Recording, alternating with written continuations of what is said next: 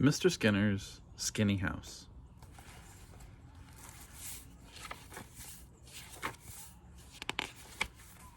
Mr. Skinner was a skinny man, and he moved to a narrow house at 1.5 Bedford Street. It was the narrowest house in the city.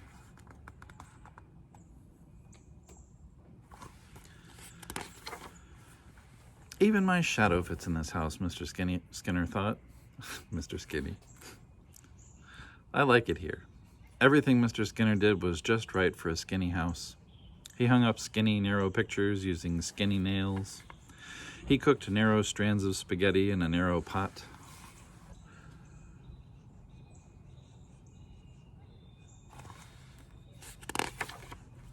In the evening, he sat by the fire and played sweet melodies on a long, skinny oboe. He watched the skinny logs burn with a thin flame. In the wintertime, when the snow fell in the city, he made skinny snowmen standing sideways in his little garden.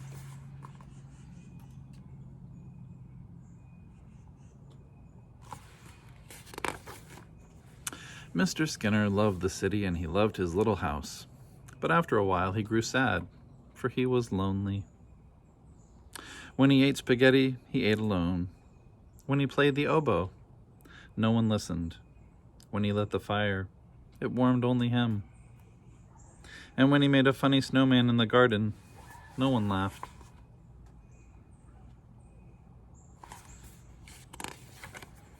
So Mr. Skinner went to the pet shop and bought 2 pets. A hot dog, a long dog. He bought 2 pets. Hot dog, a long dog, and Slinky, a thin snake. Mr. Skinner's pets made him feel happier, but he was still lonely. What I need are people, said Mr. Skinner.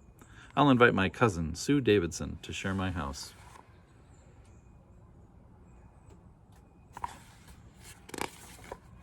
Sue Davidson was a sign maker.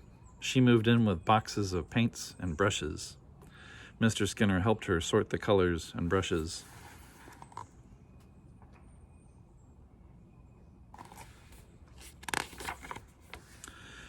She made signs that said stop and signs that said go. One day she had to make a wide sign. As she worked, she had to move the sign across the floor, up the wall, through the window, and out onto Bedford Street.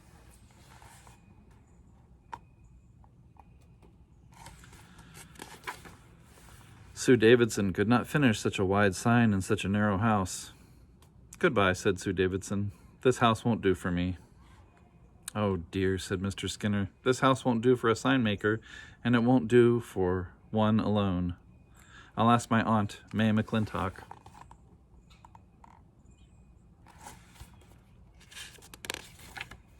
May McClintock grew plants. She moved in with little jars and pots, and she set them at the front windows and at the back windows. Mr. Skinner helped her mix the soil and made her a skinny watering can.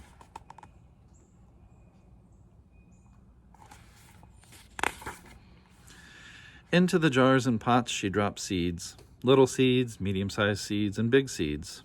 The seeds grew shoots, and the shoots grew leaves. The plants grew so thick that the house looked like a jungle.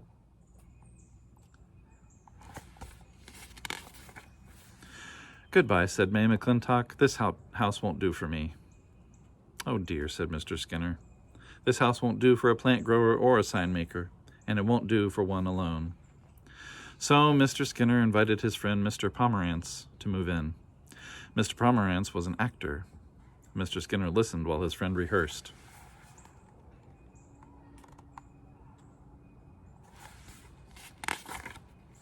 One day, Mr. Pomerantz got the part of Pinocchio. He put on his Pinocchio costume and his Pinocchio makeup. Then he put on his long Pinocchio nose. He tried to turn around, but the room was too narrow. His long Pinocchio nose stuck to the wall.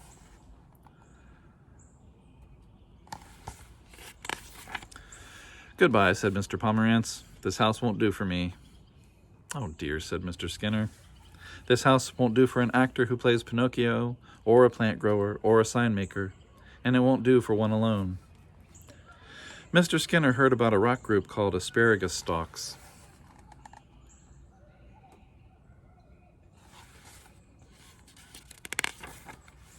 They moved in with their music.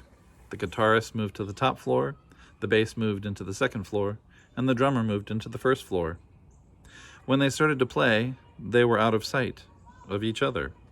The vibes were awful.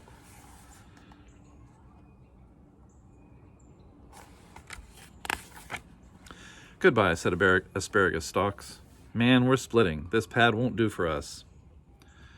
Oh dear, said Mr. Skinner. This house won't do for a rock group, or an actor who plays Pinocchio, or a plant grower, or a sign maker, and it won't do for one alone.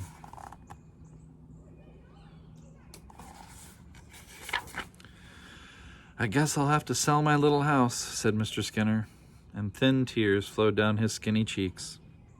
He wrote this notice and put it into the newspaper. I need to sell a skinny house.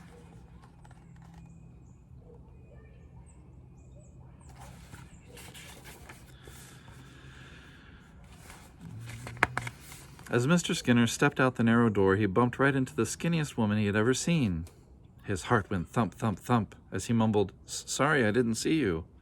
That's because I'm so skinny, smiled the skinny woman, whose name was Ms. Thinner. You're just as skinny as I am, said Mr. Skinner.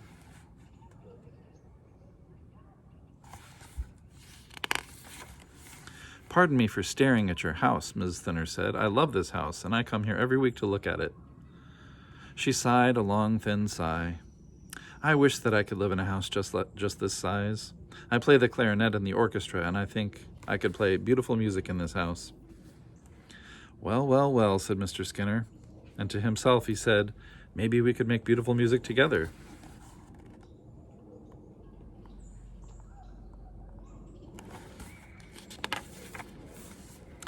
Mr. Skinner invited Ms. Thinner to tea and ladyfingers. He played the oboe and she played the clarinet. He told her about all the people who had tried to live in the house. It won't do for a rock group, or an actor who plays Pinocchio, or a plant grower or a sign maker, and it won't do for one alone. It's too lonely.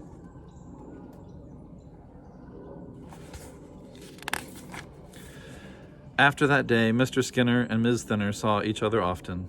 Soon they fell in love, and one night, when the new moon was a thin slice in the dark sky, Mr. Skinner asked Ms. Thinner to be his wife.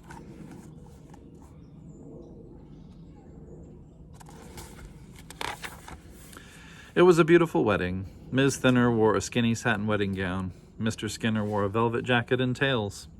Hot Dog the long dog and Slinky the thin snake wore ribbons.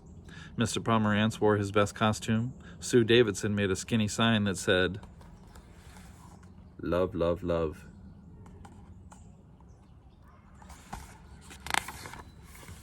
May McClintock placed plants and flowers all around, and the asparagus stalks played the wedding march as it had never been played before.